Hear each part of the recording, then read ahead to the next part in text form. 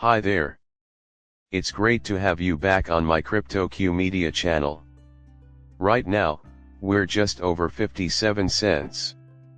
Despite XRP's small gain, we are continuing to monitor Bitcoin. When Bitcoin's price rises, XRP's price falls, as if you were to look at the two charts side by side. Once XRP's price is driven by utility, we will cease watching Bitcoin. However, that day has not yet arrived. As I mentioned in yesterday's video, they will never let us get wealthy. Next, we had to know, who exactly are they? They don't give a hoot about our financial status, and I said as much in the video. Therefore, everything is put into context by means of this pyramid. A person's life cycle consists of the following stages: birth, education, employment, taxes, debt accumulation, and retirement.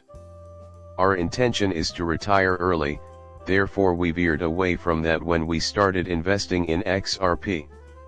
What we can't change, however, are things like world population control, religions, governments, educational systems, and the media. On top of that, there's big oil, the company that dictates petrol prices and controls the world's resources. Credit card companies also play a role in keeping people mired in a never-ending cycle of debt. After then, you can see the banks. Priorities include the World Bank, the International Monetary Fund, national central banks, and public funds. You might also be able to locate the BIS here. The United Nations Security Council, think tanks, and roundtables are thereafter positioned above that. They are topped by the powerful subfamilies, then by a committee consisting of 300 of the world's wealthiest and most powerful subfamilies, and lastly by the Crown Council, which consists of 13 of the world's wealthiest and most powerful families. That about covers it. They have attained the highest point of the pyramid. In addition to informing the BIS and the IMF of upcoming events, those in control make Elon Musk appear foolish. They have inside knowledge regarding the new monetary system's imminent advent. Listen closely when the IMF, the World Bank, and the BIS declare that XRP is the one, because it has the capacity to provide wealth to generations to come. Like the Rothschilds and the Rockefellers, you are concerned with the same matters that the affluent elite are. You might be aware that the Rothschild family's pillar is an SBI XRP investor. Given their power over everything and their lack of concern for your potential wealth from XRP, you should also be involved if they are. All you need is XRP to get $1 million. Does your belief that they will be unconcerned about leaving the CBDC system hold water? Are you kidding me? They seem really worried. This is not the case because most people will be using UBI and digital currency that the central bank issues. Due to their indifference to the gradual drain on their wealth caused by the present fiat system, the rich will continue to live in abject poverty even after the new digital system comes into being. Implementation of ISO 222, blockchain protocols, is scheduled for November 2025, according to SWIFT and the BIS. Maintaining involvement in XRP is critical as it lays the groundwork for the new financial system to be implemented, which is dependent on interoperability. These technologies are complementary to one another and function well in tandem. If November 2025 is when they claim this will happen, then you better start preparing now. You know they won't tell you when it will happen, but I seriously doubt the switch will be flicked before November of 2025. By 2023, I expect XRP to be sitting at a significantly higher price, considering a global GDP of 105 trillion and 26.9 trillion in ripples, Brooks, and Whistle highlights. The World Economic Forum predicts that by 2027, 10% of the global GDP will have been tokenized. Find out more about the central bank's digital money. Near NFTs, it's doable.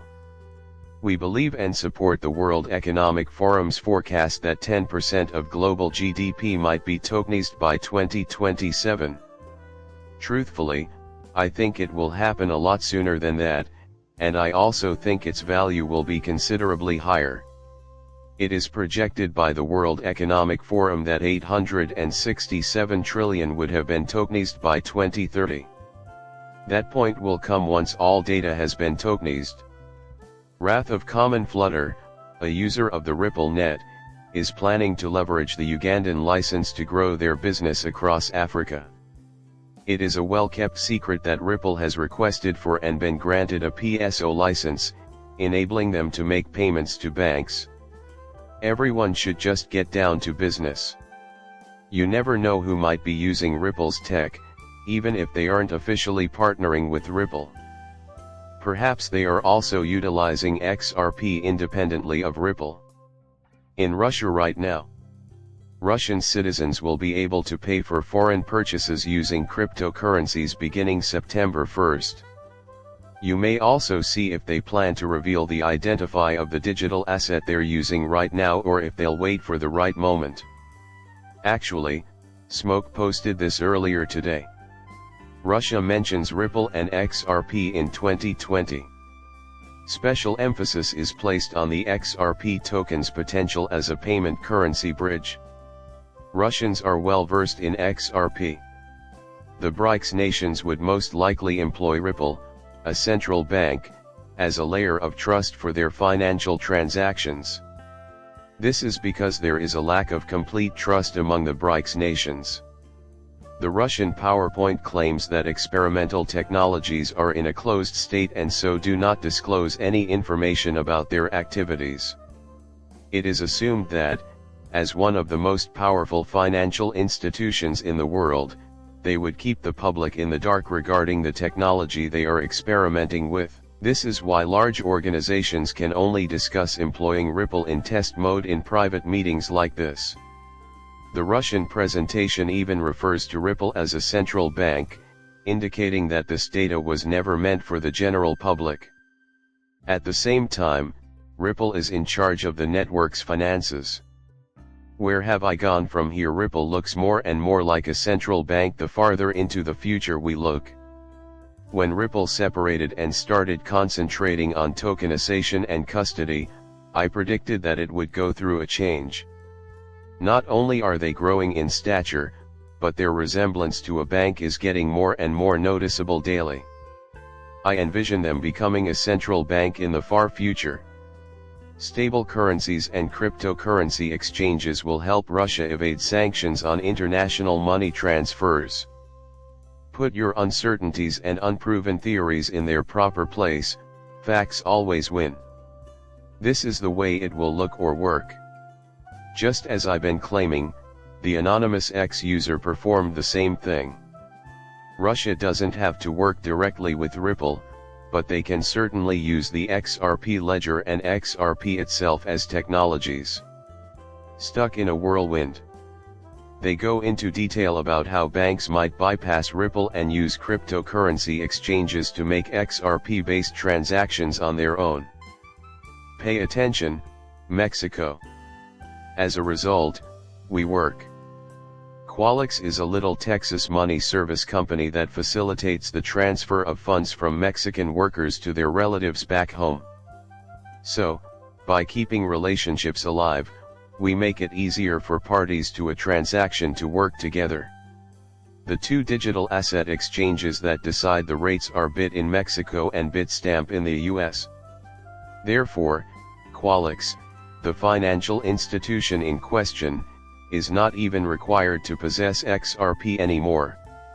They disregard the risk and proceed to let the digital exchange deal with it. I thought that was their problem. Marketplaces are being created by them. They might have a US dollar Bitstamp account or be conversant with the current conversion rate, both of which are worthwhile but incur costs. Bitstamp may be asked to send 1,000 worth of Mexican pesos to an account, for instance. It is possible to convert spot rates using Bitstamp. On the XRP ledger, the transaction takes 8 seconds to finish. On the opposite side, Bitso converts the funds to peso at the current market rate, and then the money makes its way to the beneficiary's bank account via local railroads. There is a delay in everything because of bank procedures on both sides, which are outside of our control. Once a 3-day process, it now takes all of 10 minutes at most.